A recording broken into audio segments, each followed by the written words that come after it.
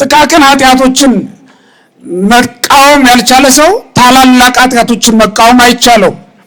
በጥቃቅን በደሎች እግዚአብሔርን የሚያስቀይም ሰው በታላላቅ በደሎች ላለመበደሉ ምንም ማረጋገጫ የለው። አንዳንድ ሰዎች አሉ ያዩትን ሁሉ ለራሳቸው አድርገው የሚረዱ ማለት ነው።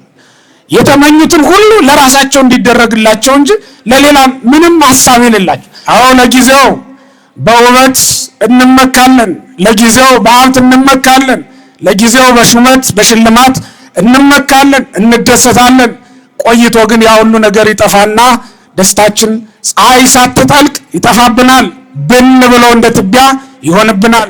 እንደ ወርቅ የሚያበራ የሚያብረቀርቅ ኑሮ እየኖርን ይሆናል። ዛሬ እንደ ወርቅ ባማረበት ቤት ውስጥ እየኖርን ይሆናል። ግን ዝቅ በሉና ተመልከቱት፣ እግሩ የሸክላ ነው። ግን ዝቅ በሉና እዩት፣ ክብር እየቀነሰ ነው የሚሄደው፣ እንደ ላይኛው አይደለም። እግዚአብሔርን የማይፈራ ሰው ባስቀመጣችሁት ቦታ ልታገኙት በፍጹም አትችሉም።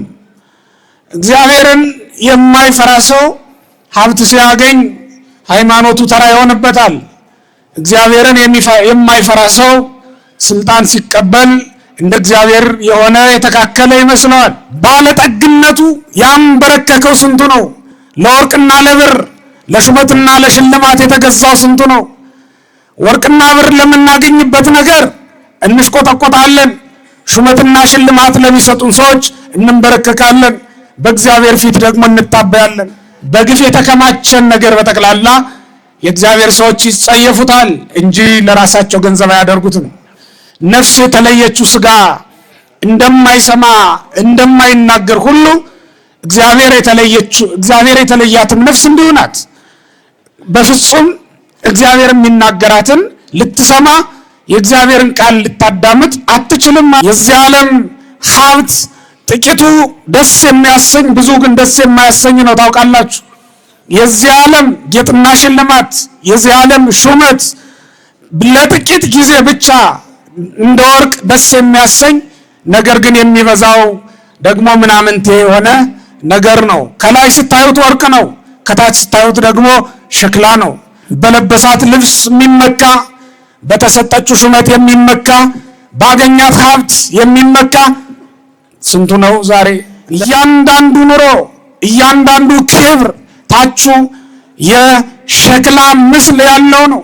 ይህም ማለት መፍረስ መበስበስ የሚስማማው ነው ማለት ነው ወገኖች። የሚጥሏችሁ ሰዎች እስኪገርማቸው ድረስ ወገኖች ቢጥሏችሁ እንኳን እግዚአብሔር እንደሚያነሳችሁ የምታምኑ ከሆነ የጣሏችሁ ሰዎች አይናቸው እያየ እናንተ ከጉድጓዱ ትወጣላችሁ። ለምንድን ነው ያለፉትን አስበን እንደምናልፍ ማናስበው እኛ? ለምንድን ነው የነበሩትን አስበን ዛሬ ባለንበት ዘመን ለዘላለም የሚያኖር ስራ እማንሰራው? ለምንድን ነው? የትኛው ነገር ነው የሚያስመካን እኛን? በየትኛው ነገር ነው የምንደሰተው ወገኖች?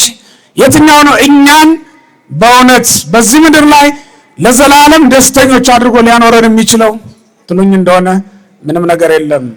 ሕይወት የምትመስል ሞት አለች። ልብ በሉ ክርስቲያኖች፣ እሷም እግዚአብሔርን ክዶ መኖር። ሞት የምትመስል ሕይወት ደግሞ አለች። እሷም እግዚአብሔርን አምኖ መሞት ናት። በብዙ የሚቆጠር ገንዘብ ስላለን አይደለም የምንኖረው። እግዚአብሔር ኑሩ ስላለን ነው የምንኖረው። እግዚአብሔር ብርሃንና መድኃኒት ስለሆነልን ነው ክርስቲያኖች ማየት የቻልነው። የፀሐይ ብርሃን አይደለም እያኖረን እያስተያየን ያለው። ግን እኛ እግዚአብሔርን እንረሳለን። እግዚአብሔርን በኃጢአት አስመረረን፣ ከቤታችን ከሕይወታችን አስወጥተነዋል።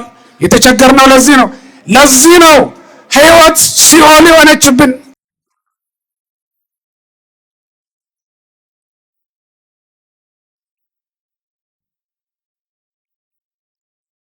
የተወደዳችሁ የእግዚአብሔር ቤተሰቦች በአምላካችን በልዑል እግዚአብሔር ስም እንደምን አደራችሁ? እንኳን አደረሳችሁ። ለዚህ ዕለት ለዚህ ሰዓት ያደረሰን አምላካችን እግዚአብሔር በሰማይም በምድርም ምስጋና ይገባዋልና ለስም አጠራሩ ክብርና ምስጋና ከዘላለም እስከ ዘላለም ድረስ ለእርሱ ይሁን። ሀሎ አምላክን ዘኪያውን አመልክ ውእቱ ይክል አድኅኖተነ እምኔከ ኦ ንጉሥ።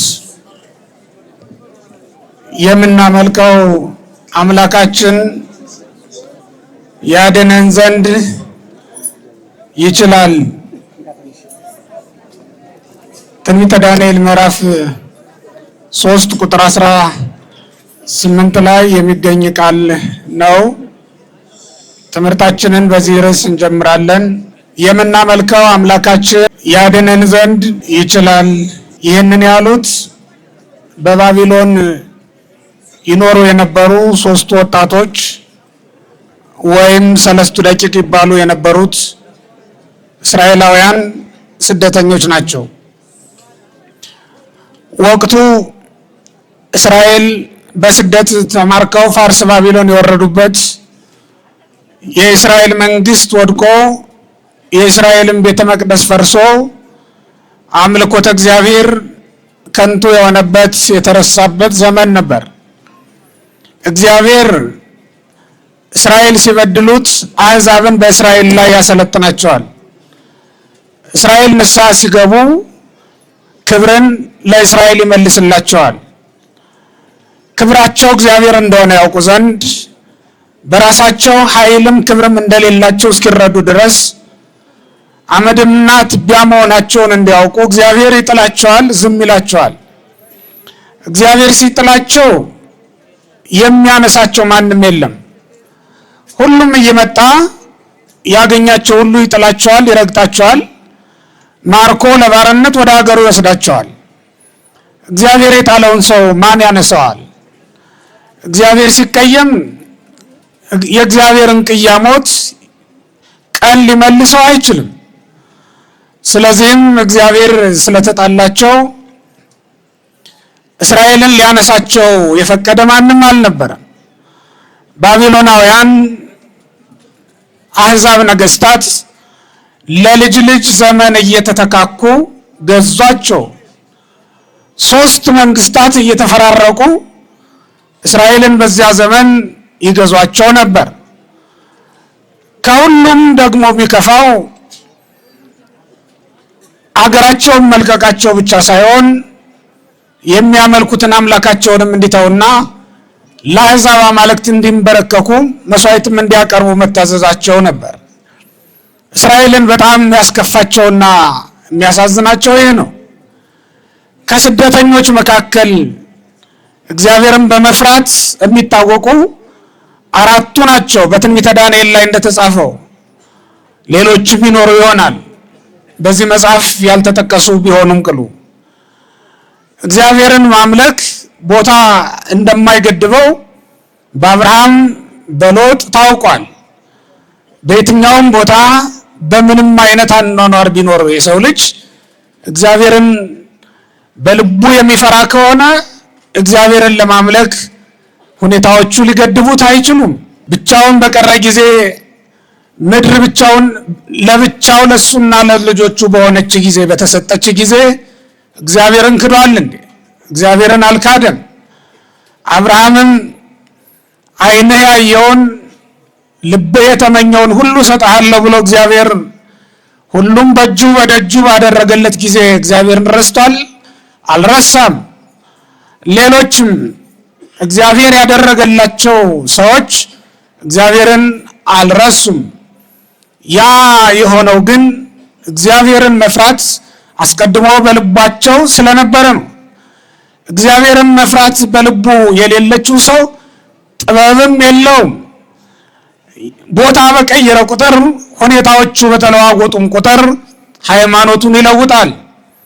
ለዚህም ነው ብዙ ሰዎች ትናንት ባገኛቸዋቸው ቦታ የማታገኟቸው። ለዚህ ነው እግዚአብሔርን የማይፈራ ሰው ባስቀመጣችሁት ቦታ ልታገኙት በፍጹም አትችሉም። እግዚአብሔርን የማይፈራ ሰው ሀብት ሲያገኝ ሃይማኖቱ ተራ ይሆንበታል። እግዚአብሔርን የማይፈራ ሰው ስልጣን ሲቀበል እንደ እግዚአብሔር የሆነ የተካከለ ይመስለዋል። እግዚአብሔርን የማይፈራ ሰው ዕለተ ሞቱን አስቦ ሰውን ሊያከብር እና ከሁሉም ሰው ጋር በፍቅር ሊኖር አያስብም። ሁሉንም ነገር በሱ ልብ ለሱ በተደረገለት ነገር እሱ እጅ ላይ ባለው ነገር ሊለካው ሊመዝነው ይፈልጋል። እነዚህ ሰዎች ግን እግዚአብሔርን መፍራት በልባቸው ሞላ ስለነበረ አንዳችም ጊዜ ተመቸን ብለው እግዚአብሔርን አልረሱም። ተመልከቷቸው። ትንቢተ ዳንኤል ምዕራፍ 1 ጀምራችሁ ስትመለከቱ የሚበሉትን የሚጠጡትን ሳይቀር ከእግዚአብሔር ክብር አንጻር ይመለከቱት ነበር እንጂ ሆዳቸው እንዲሞላ ደረታቸው እንዲቀላ አስበው አያደርጉም ነበር። የሚበሉትን የሚጠጡትን ሳይቀር ይመርጡ ነበር። ለማን ብለው? ለእግዚአብሔር ብለው። እግዚአብሔር የማይከብርበትን ነገር አያደርጉም ነበር።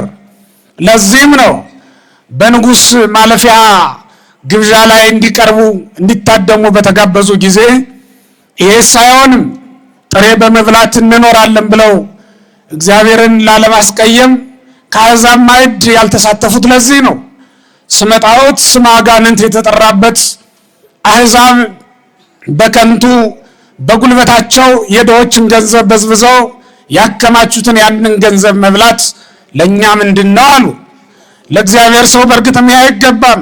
የሰውን ወዝ፣ የሰውን ድካም፣ የሰውን ደም መብላት ነውና የግፍን እንጀራ የግፍን ጽዋ ይጣፍጣል ብለው ሊመገቡት በፍጹም አይገባም። የግፍን ስልጣን፣ የግፍን ክብር፣ የግፍን ሀብት፣ በግፍ የተከማቸን ነገር በጠቅላላ የእግዚአብሔር ሰዎች ይጸየፉታል እንጂ ለራሳቸው ገንዘብ አያደርጉትም። ለዚህ ነው ዳንኤልም እነዚህ ሶስቱም ሕፃናት በእርግጥ ሊቃውንቱ ይሄ መከራ በደረሰባቸው ጊዜ የ50 ዓመት ሰዎች እንደነበሩ ይናገሩላቸዋል። በመጀመሪያ ስማቸው ግን ሰለስቱ ደቂቅ ተብለው ይጠራሉ። ያው ትንቢተ ዳንኤል ምዕራፍ 1 ላይ ጎልማሶች ወጣቶች ተብለው ተጠርተው ስለነበረ ያንን ስም በመያዝ ነው እንጂ በእሳት በተጣሉ ጊዜ የ50 ዓመት ሰዎች ነበሩ፣ ሶስቱም ማለት ነው። እነዚህ ሰዎች ለእግዚአብሔር ክብር ይህን ያክል ይቀኑ የነበሩት ሰውነታቸውን ከቤተ መቅደስ ከወጣችም እንኳን በኋላ ጠብቀዋት ይኖሩት የነበሩትን እነዚህን ሰዎች ሃይማኖታቸው በልባቸው ጸንታላቸው የኖረችው አስቀድመው በጥቃቅን ነገሮች ሁሉ ጠብቀዋት ስለነበር ነው። ጥቃቅን ኃጢአቶችን መቃወም ያልቻለ ሰው ታላላቅ ኃጢአቶችን መቃወም አይቻለው። በጥቃቅን በደሎች እግዚአብሔርን የሚያስቀይም ሰው በታላላቅ በደሎች ላለመበደሉ ምንም ማረጋገጫ የለው። ዲያብሎስ አስቀድሞ በትንንሽ ኃጢአት ሰውን ይፈትነዋል። እሺ ያለው እንደሆነ ትልልቆችን ደግሞ ያመጣለታል። ዲያብሎስ በትንንሽ ኃጢአቶች ያንን ያሰራና ደስ እንዲልህ ደግሞ ሌሎችን እንድትፈጽም ያነጋግራል፣ ያበረታታል። የቀጠልክ እንደሆነ ከእግዚአብሔር ይለያል ማለት ነው። ሰው ከእግዚአብሔር ከተለየ ደግሞ የሚያደርገውን አያውቀውም። ነፍስ የተለየችው ስጋ እንደማይሰማ እንደማይናገር ሁሉ እግዚአብሔር የተለያትም ነፍስ እንዲሁ ናት። በፍጹም እግዚአብሔር የሚናገራትን ልትሰማ የእግዚአብሔርን ቃል ልታዳምጥ አትችልም ማለት ነው። እነዚህ ሰዎች በትንሹ ነው የተቃወሙት ሰይጣንን። አስቀድሞ በመብልና በመጠጥ ሲፈትናቸው እምቢ አሉ። ያን ጊዜ ነው ሰውነታቸው የጸናችላቸው ማለት ነው። ከዚያ በኋላ ሌላም ቢመጣ ሊያሸንፋቸው አይችልም። ለዳንኤል የቀረበለትን ክብር ሁላችን እናውቃለን። ሹማምንቶችም ሆነው ነበር በዳንኤል ምክንያት እነዚህም ሰዎች። ነገር ግን እግዚአብሔርን እንዲክዱ ለጣዖት እንዲሰግዱ ሲጠየቁ እምቢ አሉ። ንጉሡ ናቡከደነጾር ትንቢተ ዳንኤል ምዕራፍ 2 ላይ ስንመለከት ትልቅ ራእይ አይቶ ነበር። ትልቅ ምስል ከፊቱ ቆሞ ራሱ የወርቅ የሆነ እግሩ ግን የሸክላ የሆነ ምስል ከፊቱ ቆሞ እሱን እየተመለከተ ሳለ ግሩም ሕልም ስለነበረ ነቃ ነው የሚለው። ሕልሙም ጠፋው ካስፈሪነቱ የተነሳ። ነገር ግን ዳንኤል መጥቶ ገለጠለትና ንባቡንም ትርጓሜውንም ነገረው ይላል። ንባቡም ትርጓሜውም ሲነገረው ርዕሱ ዘወርቅ ነው የሚለው ያንን ምስልና የወርቅ ራስ የተባለው አንተ ነህ ብሎ ነግሮት ስለነበረ ምዕራፍ 3 ላይ ስትገቡ ናቡከደነጾር አሕዛብ ሁሉ እንዲንበረከኩለት ያቆመው ምስል ቁመቱ 60 ክንድ የሆነ ወርዱ 6 ክንድ የሆነ ጣዖት ነው ያቆመው። በሕልሙ ያየውን ጣዖት ነው ያቆመው። በሕልሙ ያየው ጣዖት ቁመቱ 60 ክንድ ወርዱ 6 ክንድ ነበር። ያንኑ ራሱን እንዳየው አድርጎ ነበር ያሰራውና ያስቀረጸው። ሊቃውንቱ ምን ብለው ተርጉመውታል? ይሄንን ለራሱ ምስል አስቀርጾ ማስሰገዱ ነው። በህልም ያሳየኝ እንዲህ አድርገህ ይሰገድልህ ሲለኝ ነው ብሎ አስቦ ነው ብለው ተርጉመውታል። አንዳንድ ሰዎች አሉ ያዩትን ሁሉ ለራሳቸው አድርገው የሚረዱ ማለት ነው። የተመኙትን ሁሉ ለራሳቸው እንዲደረግላቸው እንጂ ለሌላ ምንም ሐሳብ የሌላቸው። እግዚአብሔር የገለጠለት እስከ ዓለም ፍጻሜ ያለውን ምስጢር ነበር። ምክንያቱም ርዕሱ ዘወርቅ የተባለች የባቢሎን መንግስት ናት። ከዚያ በታች ያሉት ደግሞ የጽር፣ የሜዶን፣ የግሪክና የሮም መንግስታት ነበሩ። ከታች የሸክላ እግር ነው ያለው። አንድ እግሩ የሸክላ አንድ እግሩ ደግሞ የብረት ምስል ነው የነበረው። ይህንን ሁሉ ዳንኤል እንዴት እንደተረጎመለት ትንቢተ ዳንኤል ምዕራፍ 2 ብትመለከቱ ትረዱታላችሁ። ነገር ግን ንጉሱን ምን አኮራው ትሉኝ እንደሆነ ትዕቢት እንዲይዘው እንዲሞላው ያደረገው ርዕሱ ዘወርቅ የተባልክ አንተ ነህ ስላለው፣ ራሱ የወርቅ የተባልክ አንተ ነህ፣ የወርቅ ራስ። ወርቅ መክበበ ነዋያት ነው። አንተም ከሁሉ በላይ ነህ ማለቱ ነው እግዚአብሔር ብሎ ስለተረጎመለት ከሁሉ በላይማ ከሆንኩ ሊሰገድልኝ ይገባል ብሎ በራሱ አምሳል ነበር ያንን ጣዖት የቀረጸውና እንዲሰግዱለት ያወጀው ማለት ነው። ንጉሱ አልተረዳውም እንጂ ይሄ ጣዖት ይሄ ምስል በህልሙ ያየው ምስል ምንም እንኳን እግዚአብሔር የፈለገው ሊገልጥለት የፈለገው ምስጢር እሱ እንደተረዳው ባይሆንም እግሩ የሸክላ ነው። ራሱ የወርቅ ቢሆንም እግሩ ግን የሸክላ ነው። ከታች የሸክላ የሆነ ከላይ ብቻ ወርቅ የተቀባውን ይህንን ምስል ተመልክቶ መኩራት እንደምን ይቻላል? በእውነት ክርስቲያኖች ወርቁ ጥቂት ነው፣ የሚበዛው ሸክላና ብረት ነው። ወገኖቼ ይህን ዓለም ይመስላል የናቡከደነጾር በህልሙ ያየውና በአዱራ ሜዳ ላይ ያቆመው ያ ምስል የዚህን ዓለም ክብር ይመስላል። የዚህ ዓለም ክብር ጥቂት ወርቅ የተቀባ ብዙ ሸክላና ብረትን የተሞላ ክብር አይደል ያለው? የዚህ ዓለም ሀብት ጥቂቱ ደስ የሚያሰኝ ብዙ ግን ደስ የማያሰኝ ነው። ታውቃላችሁ? የዚህ ዓለም ጌጥና ሽልማት፣ የዚህ ዓለም ሹመት ለጥቂት ጊዜ ብቻ እንደ ወርቅ ደስ የሚያሰኝ ነገር ግን የሚበዛው ደግሞ ምናምንቴ የሆነ ነገር ነው። ከላይ ስታዩት ወርቅ ነው፣ ከታች ስታዩት ደግሞ ሸክላ ነው። ወገቡ ደረቱ የብርት እያለ ይወርዳል። እየቀነሰ ክብር እየጎደለ ነው የሚወርደው እስከታች ድረስ። አዎ ለጊዜው በውበት እንመካለን፣ ለጊዜው በሀብት እንመካለን፣ ለጊዜው በሹመት በሽልማት እንመካለን፣ እንደሰታለን። ቆይቶ ግን ያ ሁሉ ነገር ይጠፋና ደስታችን ፀሐይ ሳትጠልቅ ይጠፋብናል፣ ብን ብሎ እንደ ትቢያ ይሆንብናል። የናቡከደነጾር ምስል የሚያሳየው ክርስቲያኖች የእያንዳንዳችንን ሁኔታ ነው፣ የእያንዳንዳችንን ኑሮ ነው። ከላይ ጥቂት ወርቅ ስላለችው ብቻ የሚመካ ነው ንጉሱ ናቡከደነጾር እንዳያችሁት። የዚህም ዓለም ሰው እንደዚያ ነው። ከላይ ያለችውን ጥቂት ወርቅ ተመልክቶ ትምክህት የሚይዘው ቀላል አይደለም። በለበሳት ልብስ የሚመካ፣ በተሰጠችው ሹመት የሚመካ፣ ባገኛት ሀብት የሚመካ ስንቱ ነው ዛሬ እንደ ናቡከደነጾር። ናቡከደነጾርን ያኮራው ላዩ ላይ የተቀመጠው የወርቅ ምስል ነበር ይላል። ከታች ያለውን ሳይ ኮራ። ወገኖች ታቹ ሸክላ መሆኑ እኮ ኖረን አፈር መሆናችንን የሚያሳይ ነው። አዎ ዛሬ እንደ ወርቅ የሚያበራ የሚያብረቀርቅ ኑሮ እየኖርን ይሆናል። ዛሬ እንደ ወርቅ ባማረበት ቤት ውስጥ እየኖርን ይሆናል። ግን ዝቅ በሉና ተመልከቱት፣ እግሩ የሸክላ ነው። ግን ዝቅ በሉና እዩት፣ ክብር እየቀነሰ ነው የሚሄደው፣ እንደ ላይኛው አይደለም። በዚህ ዓለም ስንኖር ይህንን ልንረሳ አይገባም። እያንዳንዱ ኑሮ እያንዳንዱ ክብር ታቹ የሸክላ ምስል ያለው ነው። ይህም ማለት መፍረስ መበስበስ የሚስማማው ነው ማለት ነው። ወገኖች ውበት ምንድን ነው? በዚህ ዓለም ሹመትና ሽልማትስ ምንድን ነው? ክብር ሁሉ ባለጠግነትም ሁሉ ምንድን ነው? በእውነት ወገኖች እንደ ናቡከደነጾር ምስል ከረጅም ተራራ የተፈነቀለው ድንጋይ የነካው እንደሆነ ለቅጽበት ሳይቆይ ነፋስ ጠራርጎ የሚያጠፋ አይደለም። ናቡከደነጾር እኮ ካየው በኋላ ወዲያውኑ ከረጅም ተራራ ድንጋይ ተፈንቅሎ ፈጨው ይላል። ወዲያውኑ ነፋስ ጠራርጎ እንዳልነበር አደረገው ይላል። ሁሉም እንዳልነበረ ይሆናል። የነበሩት ነበሩ እንደ ዛሬ ያሉትስ ለዘላለም ይኖራሉ እንደ ክርስቲያኖች?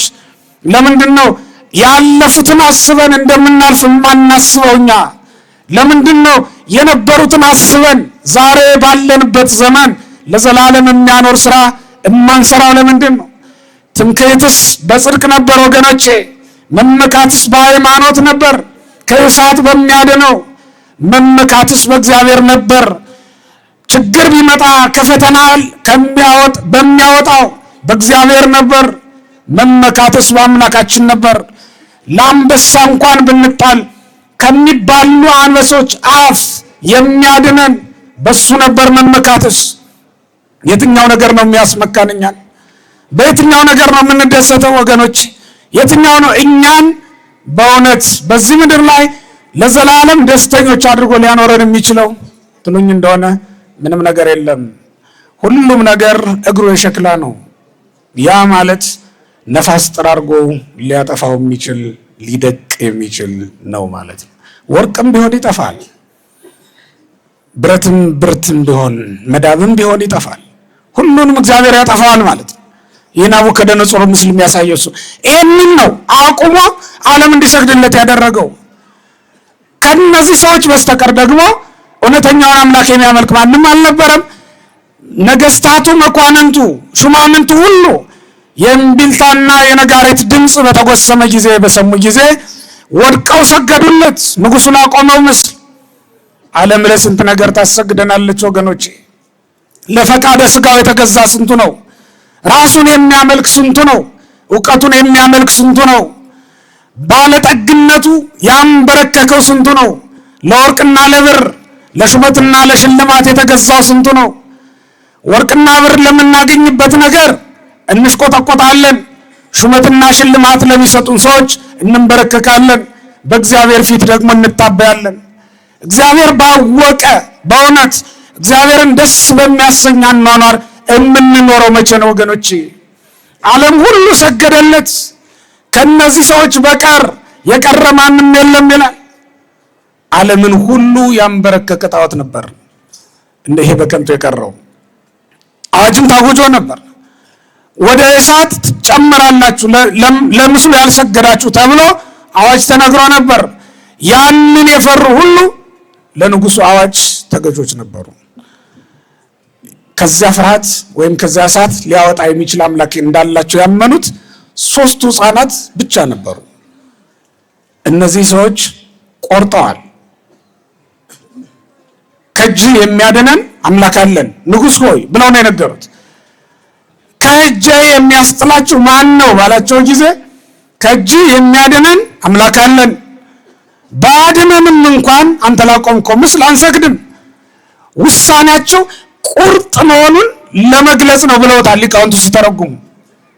ይህንን የተረጎሙ በጣም ብዙ ሊቃውንት ናቸው።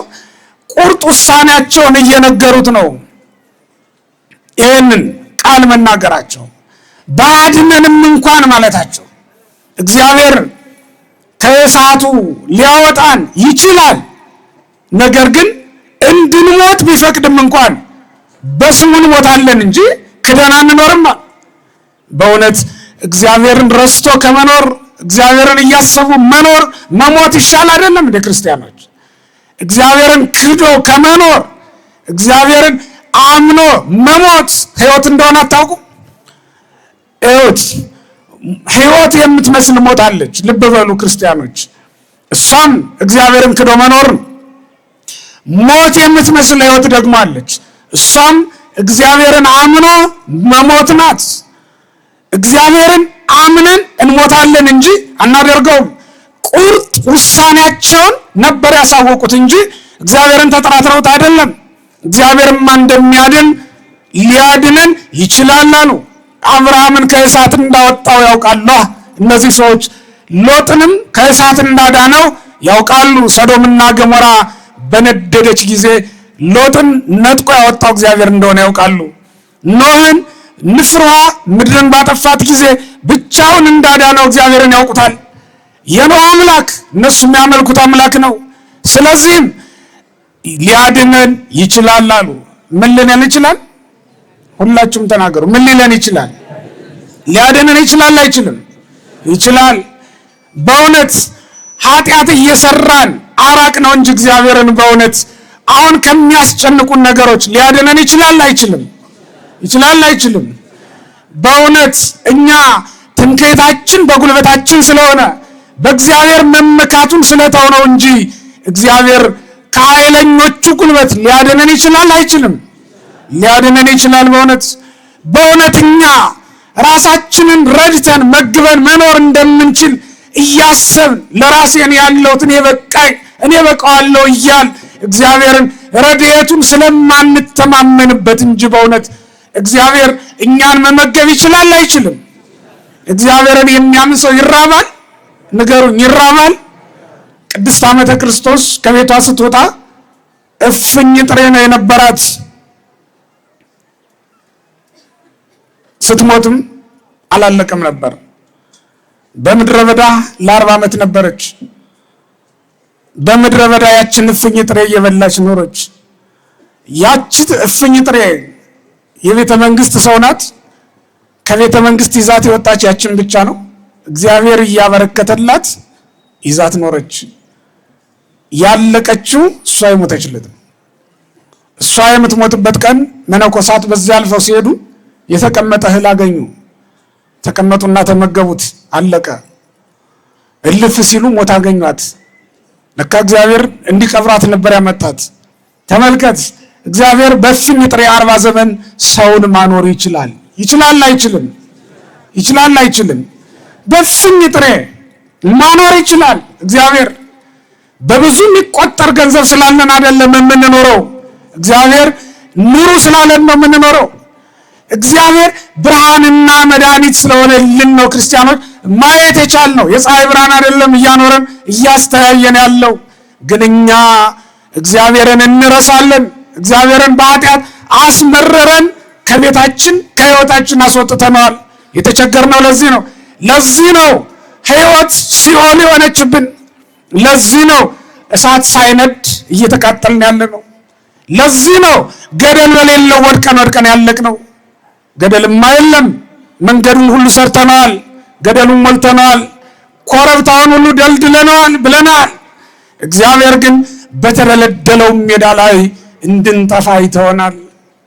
ዳታንና አቤሮንን ምድር ተከፍታ አይደል ያወጣቻቸው እንዴ? ተመልከቱት። ምድር ተከፍታ አወጣቻቸው ይላል። በዚያ ቀጣቸው እግዚአብሔር። እየቀጣን ይሆን እንደ እግዚአብሔር ወገኖች? ረሃብተኛው የበዛው እየቀጣን ይሆን? ስለተሆን ይሆን እንደ ወገኖቼ? እርስ በርሳችን መዋደድ አልችል ያልነው ስለተሆን ይሆን እንደ ወገኖቼ? ለእግዚአብሔር ቃል መገዛት ልባችን እምቢ ያለው? ቃሉን ስንሰማ የምንገዛ ይመስለናል። ከተማ ስንወጣ ደግሞ ይጠፋብናል። እዚህ ስንሆን እግዚአብሔርን አማኝ እንመስላለን። ከተማ ስንወጣ ደግሞ ያዙኝ ልቀቁኝ እንላለን። እዚያ እንጨፍራለን፣ እዚህ ደግሞ እንዘምራለን። እዚያ እንደፈለግን እንበላለን፣ እንጠጣለን። ጾም የለ ጸሎት የለ፣ ሁሉን ነገር እንተዋለን። እዚህ ስንመጣ ደግሞ አቤት አቤት እንላለን። እዚያ ስንሄድ የምንለወጥ፣ እዚህ ስንመጣ ደግሞ እንዲሁ ለይምሰል ክርስቲያን የምንሆነው ለምን ይሆን? ምናልባት እግዚአብሔር ስለተለየን ይሆን? ረድኤቱን ስላራቀብን ይሆን? እንቅልፋችንን ማሸነፍ ያቃተን፣ ከወንድሞቻችን ጋር ተስማምተን መኖር ያልቻልን እግዚአብሔር በረድኤት ተለይቶን ይሆን? እግዚአብሔርማ ይችላል እኮ ወገኖቼ፣ ሊያኖረን ይችላል። እግዚአብሔርማ ያለ ሐዘን እንድንኖር ሊያደርገን ይችል ነበር። ግን እኛ ኃጢአትን አበዛናትና ሐዘንን በራሳችን ጊዜ ጨመርናት ወገኖቼ። ያለ ኃጢአት እኮ ሰው ሊኖር አይችልም። እውነት ነው፣ ሰው ስጋ ደካማ ነው። ግን እኛ በዛ ነው የድፍረት ኃጢአት ሁሉ ነው የጨመርነው። የተሰወረውንና የስህተቱን ማተውት የድፍረት ኃጢአት ነው የበዛው። ሰው መግደል ዶሮ ከማረድ ጋር እኩል በሆነበት ዘመን የድፍረት ኃጢአት እኮ ነው የገዛን። ከድፍረት ኃጢአት ጠብቀኝ ብሎ ነበር ነቢዩ ዳዊት። እሱ እኮ ነው የገዛን። አዎ ሰው ነንና በብዙ ነገር ልንሸነፍ እንችላለን። ያንን አይደለም እያልኳቸው ያለሁት፣ በድፍረቱ ነው። አዎ ሰውማ ከሰው ይሰርቅ ነበር ድሮም። አሁንማ ከእግዚአብሔርም የሚሰርቁ ሰዎች ደግሞ በዙ። አዎ ቤት ለቤትማ ነበረ፣ አሁን ደግሞ ከመቅደሱ ነው። ያውም አዩኝ አላዩኝ ብሎ አይደለም፣ በአደባባይ ነው። አሁን መታየት እንጂ ኃጢአት መስራት አይደለም። ኃጢአት የሆነው ሰው ሲያየን ብቻ ነው የምናፍረው፣ እግዚአብሔር ሲያየን አይደለም። ወገኖቼ በእግዚአብሔር ፊት ማንኛውንም ነገር ብናደርግ ከፊቱ ተሰውረን አይደለምና በእግዚአብሔር ፊት እንዴት እናደርጋለሁ ልንል ይገባናል። እንደነዚህ ሕፃናት እንደ ሰለስቱ ደቂቅ ተመልከቱ። የሚኖሩ በባዕድ ምድር ነው። ምክንያት አላቸው። ኃጢአት ለመስራት ጣዖት ለማምለክ የሚኖሩ በአሕዛብ ሀገር ነው። ቤተ መቅደሱ ፈርሷል። አገራቸው ፈርሳለች። ተማርከዋል። ከምርኮ ያላዳነኝ አምላክ ምን ያደርግልኛል አላሉም። አንዳንዱ እኮ ስራ ሲያጣ ሃይማኖቱንም ይለቃል። እኔ ስራ ያልሰጠኝ አምላክ ሃይማኖት ዳቦ አይሆንም የሚል ትውልድ እኮ ነው ያለው ወገኖች። እንዲህ ነው እንዴ? ሲያበላን ብቻ ነው አምላካችን የሚሆነው? ሲሾመን ብቻ ነው እግዚአብሔር ፈጣሪያችን የሚሆነው? ስለፈጠረን አናመልከውም ማለት ነው ወገኖች? ቢያድነንም ባያድነንም ያሉ እኮ ለዚህ ነው ሰለስቱ ደቂቅ። ቢያድነንም ባያድነንም አንተ ላቆምከው ምስ አንሰግድም አሉ። ቢያበላኝም ባያበላኝም እግዚአብሔር አምላኬ ነው በሉ እስቲ ወገኖች። ቢሾመኝም ባይሾመኝም እግዚአብሔር ምኔ ነው? እግዚአብሔር ምኔ ነው? አምላኬ ነው። ቢያከብረኝም ባያከብረኝም እግዚአብሔር ምኔ ነው? አምላኬ ነው። ቢሰጠኝም ባይሰጠኝም ቢሰጠኝም ቢነሳኝም ባለጠጋ ቢያደርገኝም ቢያደየኝም እግዚአብሔር ምኔ ነው? አምላኬ ነው። የከበሩት ሁሉ ክብራቸውን ይዘው ወደ መቃብር የሚወርዱ መሰለ እንዴ? ሃይማኖት ነው ወደ መቃብር አብሮ የሚወርደው። አጥንትን ሳይቀር የከበረ የሚያደርገው። የአቡነ ሐራ አጽማውን ከዕንቁ ይልቅ የከበረ አይደለም እንዴ? ወርቅና ብር ሊያድነው ያልቻለውን የአቡነ ሐራ አጽም አይደል እንዴ እያዳነው ያለው? ከወርቅና ከብር ይልቅ በሃይማኖት የከበረው ቃል ኪዳን የተዋሃደው ያንን ቃል ኪዳን ተቀብሎ ወደ መቃብር የወረደው እግዚአብሔር ዛሬም በመቃብር ውስጥ የሚጠብቀው የጻድቃን አጽማቸው የከበረ አይደለም እንዴ? የተክለ ሃይማኖት አጽሙ ያረፈበት መቃብሩ ያለበት ስፍራ በእውነት የቀደሙት ነገስታት ወርቅና ብር ከከበሩበት ስፍራ የሚበልጥ አይደለም እንዴ? ተመልከቱ። የነገስታቱ አጽም አለ አንዳንድ ቦታዎች ላይ ዝም በዳጋ ስትሄዱ አለ። የቅዱሳኑ አጽማቸው አይደለም። መቃብራቸውን ዳሰን ጋኔን እናወጣበታለን፣ ድውይ እንፈውስበታለን። በዚህ ዓለም ወርቅ ለብሰው ይኖሩ የነበሩ የነገስታቱ ግን ምናልባት ከአንዳንድ ከቅዱሳኑ በስተቀር ቅድስናን ከንግስና አስተባብረው ያዙ አሉ። ያንን እያልኩ አይደለም። ወይን ሲጠጡ፣ ጠጅ ሲጨልጡ፣ ጮማ ሲቆርጡ የነበሩት ሁሉ አጽማቸውን ቢዳስሱት የሚያድን አይደለም ወገኖች። ሰዎች የወደዱትን ለማድረግ ብለን ለሰዎች ብሎ እኮ የሚኖር በጣም ብዙ ነው ያለው። እነዚህ ሰዎች ግን አናደርገውም ነው። ቢያድነንም ባያድን አናደርገውም ነው። ለዚህም ነው እሳት ውስጥ ሲጣሉ እግዚአብሔር አብራቸው ነበር። የጣሏቸው መጽሐፍ ቅዱስ የሚናገረውን ተመልከቱ። ከወታደሮቹ መካከል ጎበዞቹ ተመርጠው እንዲጥሏቸው ታዘዙ። እሰሯቸው፣ ጣሏቸው ተባሉ። ከነሰናፊላቸው ለዛው አላለቦ እንዲገሉላቸው ብለው ነው አሉ። ቀሚሳቸው ካባቸው አልወለቀም። አላለቦ ቶሎ እንዲገላቸው ነው። እሳቱን እንዲያቀጣጥለው ከነ ልብሳቸው አስረው ጣሏቸው፣ አጣደፏቸው። ተመልከቱ። ልብሳቸውን እንኳን እስኪያወልቁ ድረስ አላቆዩአቸው። ፍጥነታቸውን ተመልከቱት። የጣሏቸውን የእሳቱ ወላፈን እየለበለበ ጣላቸው ገና ሳይገቡ። የተጣሉትን እግዚአብሔር ሰወራቸው፣ የጣሏቸውን ግን እሳቱ አቃጠላቸው። ክብርና ምስጋና ለእግዚአብሔር ይሁን። ያመለኩት አምላክ ኃይሉን ገለጠ። ልብ በሉ። እንዲያውም እሳቱ ከበላቸው በኋላ አመድ ሆኖ ይሆናል አለና ንጉሱ በሰገነት ላይ ሆኖ ሲመለከት ምን አየ? 4 ሰዎች የተፈቱ ሆነው በእሳቱ መካከል ይመላለሳሉ። የጣሉ 3 ሰው ነው። ንጉሱ ገረመው። የእሳቱ ውስጥ የሚመላለሱት ግን 4 ሆነው ነው። እንዲያውም 4ኛው ደግሞ የእግዚአብሔርን ልጅ መልክ ይመስላል ብሎ ተናገረ።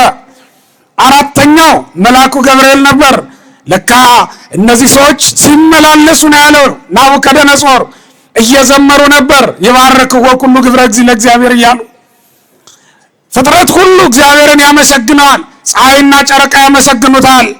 ቁር ብርዱም ሌሊቱም መዓልቱም እግዚአብሔርን ያመሰግነዋል እያሉ እየተቀኙ ነበር። 33 መዝሙር የዘመሩት እዛው ውስጥ ሆነው ነው። 33 መዝሙራትን ዘምረዋል እዚያ እሳቱ ውስጥ ሆነው ማለት ነው። ምስጉን ነው የተመሰገነ ነው እያሉ በዚያ በእሳቱ ውስጥ ይዘምሩ ነበረ ማለት ነው። እነሱን የረዳ እግዚአብሔር ሁላችንንም ይርዳን። መልአኩን ልኮ በዚህ መልኩ ሊያድናቸው ስለፈለገ ባጭሩ ትንሽ ምስጢረ ሥጋዌ ነግሬያችሁ ልጨርስ። አራተኛው የእግዚአብሔር መልክ ይመስላል የተባለው የእግዚአብሔር ልጅ ተብሎ የተጠራው በኋለኛው ዘመን ሁላችንንም የሚያድነን አምላካችን ኢየሱስ ክርስቶስ ነው። የባቢሎን ምድጃ የባቢሎን የገሃነመ እሳት ምሳሌ ነው። ሦስቱ ሕፃናት ደግሞ አራተኛ ሆኖ ነው የእግዚአብሔር ልጅ መልክ የሚመስለው ገብርኤል የሚባለው መልአክ ነው ያዳናቸው። ሦስቱ ሕፃናት በሦስቱ ክፍለ ዘመን የነበሩትን በዘመነ አበው፣ በዘመነ ነገሥት፣ በዘመነ መሳፍንት የነበሩትን የሰው ልጆች የሚወክሉ ናቸው። በሦስቱም ክፍለ ዘመናት የነበሩትን ሁሉ ሊያድናቸው እግዚአብሔር ወረደ፣ ከድንግል ተወለደ። የሰው መልክ ይዞ የእግዚአብሔርን ልጅ ይመስላል ነው ያለው ንጉሡ። ተመልከቱት፣ የእግዚአብሔር ልጅ በሰው መካከል ተገልጦ ሰዎችን ከዘላለም እሳት አዳነን፣ ከኃጢአት ማሰሪያ ለመጀመሪያ ጊዜ ፈታን። እግዚአብሔር ያደረገው በመጀመሪያ ሰዎችን ከኃጢአት መፍታት ነው። ሁለተኛ ሰዎችን ከፍርድ ማዳን ነው። ሶስተኛ ከገሃነም አውጥቶ ወደ ገነት ወደ መንግስተ ሰማያት መውሰድ ነው። ያንን ያደረገልን እግዚአብሔር። የሚገርመው እነዚህ አራቱንም ውጡ ባላቸው ጊዜ መልአኩን ተከትለው ብር እያሉ ነው የወጡት። ሲጥሏቸው ሰዎች ነበሩ የጣሏቸው፣ ሲወጡ ግን እግዚአብሔር ራሱ አወጣቸው። የሚጥሏችሁን ሰዎች እስኪገርማቸው ድረስ ወገኖች ቢጥሏችሁ እንኳን እግዚአብሔር እንደሚያነሳችሁ የምታምኑ ከሆነ የጣሏችሁ ሰዎች ዓይናቸው እያየ እናንተ ከጉድጓዱ ትወጣላችሁ፣ አትጠራጠሩ። ብናምን በእውነት የጣሉን ሰዎች አይኖሩም፣ እኛ ግን እንኖራለን። ብናምን በእውነት ክርስቲያኖች የምናመልከው አምላክ ከጣሉን ሰዎች በላይ ሊያደርገን ይቻላል። የጣሏቸው እኮ የሉም። 3 ደቂቅ እሳቱ ጠፍቶላቸው ነበልባሉ በርዶላቸው ከዚያ ሲወጡ የጣሏቸው ሰዎች ግን የሉም። እሳት እኮ አልጠፋም፣ ግን የማያቃጥል ሆነ። ወኮነ እሳት ከመማይ ቆሪር ዘጊዜ ጽባህ፣ እንደ ማለዳ ውሃ ውርጭ እንደበዛበት ውሃ ሆነ ነው የሚለው። ተመልከቱት፣ መልኩ የእሳት ነው፣ ግብሩ ግን የውሃ ነው እንጂ እሳትነቱን እንኳን አልለቀቀም። የት ይሄዳል? ወደ ውሃነት ሊቀየር አይችልም። ያውም 49 ክንድ ወደ ላይ ከፍ ብሎ ነበር ይላል። ያን ያክል ወደ ላይ የወጣው ግን በምድር ላይ ያሉ ከጉድጓዱ በላይ ያሉትን ኃጢአተኞች ሊያቃጥል ነው። ወገኖቼ እንመን፣ የምናመልከውን አምላክ እንወቀው። ማንን ነው የምናመልከው? ይሄን ልናምን ይገባል። ወደ ጠንቋይ የሄድከው እንዲህ አይነቱን አምላክ ትተህ እኮ ነው። ልብ በል። በሟርተኛ ጥግ የተጠለልከው፣ በወንድምህ በእህትህ በዘመዶች በሹማምንቶቹ የተመካው ይህንን አምላክ ትተህ ነው። ይህን ትተን ነው ወገኖቼ የተጎዳ ነውና ወደዚህ ልንመለስ ይገባናል። ያውም ደግሞ ምስጢረ ሥጋዌን የሚገልጥ እግዚአብሔር ሰው ሆኖ እንደሚያድነን የሚገልጥ ምስጢር ነበረ በዚህ በባቢሎን ምድጃ ላይ የተገለጠው ማለት ነው። የእግዚአብሔር መልአክ ገብርኤል አዳናቸው ተብሎ ዛሬ የተነገረው በባቢሎን ሳሉ ዳንኤልንና እነዚህን ሰዎች ይረዳ የነበረው ገብርኤል ነው። የሚያጸና የሚረዳ በዚያ ሰዓት እሱ ነበር። በኋላም የምስራቹን ቃል ይዞልን የመጣውም ስሙ ገብርኤል የተባለው መልአክ ነው። ማን የሚባለው መልአክ? ገብርኤል ነው። ከእሳት ያወጣ እነዚህን እንዲያወጣ የተላከውም እሱ ነው። የምስራች ቃል ነጋሪ፣ የምስራቹን አብሳሪ ታላቅ መልአክ ቅዱስ ገብርኤል እሳቱን አጥፍቶ እነዚህን ሰዎች አዳነ። በእኛም መካከል ለዘላለም ሲወርድ የነበረውን የፍርድ እሳት ያንን ለማጥፋት ወይም ደግሞ ያ እንደጠፋ ሊነግረን የመጣውም ስሙ ገብርኤል የተባለው መልአክ ነው። ይህም የሆነው አስቀድሞ በብሉይ ኪዳን የደከሙትን ሲያበረታ ሲያጸና ነበረ ከቅዱስ ሚካኤል ጋራ ከሌሎችም መላእክት ጋራ። አሁንም ደግሞ በሐዲስ ኪዳን ልጅነትን አጥቶ ጽና ነፍስ ተነስቶት ተጎድቶ የነበረውን አዳምን የሚያድነው አምላክ በአዳም መልክ በመጣ ጊዜ ሊረዳን የመጣውን ሊያድነን የመጣውን እግዚአብሔርን የሰበከልን ቅዱስ ገብርኤል ነው ማለት ነው። ሰለስቱ ደቂቅም 33 መዝሙር ነው የዘመሩት። ጌታ በምድር ላይ 33 ዓመት ከ3 ወር መቆየቱን የሚያስረዳ ትንቢታዊ ቃል ትንቢታዊ መዝሙር ነው የነበረው ማለት ነው። ገብርኤል መሆኑም የታወቀው ከዚህ ጋር ተያይዞ ባለው ድንቅ ምስጢር ነው ማለት ነው። ያስተማረን እግዚአብሔር ስሙ የተመሰገነ ይሁን።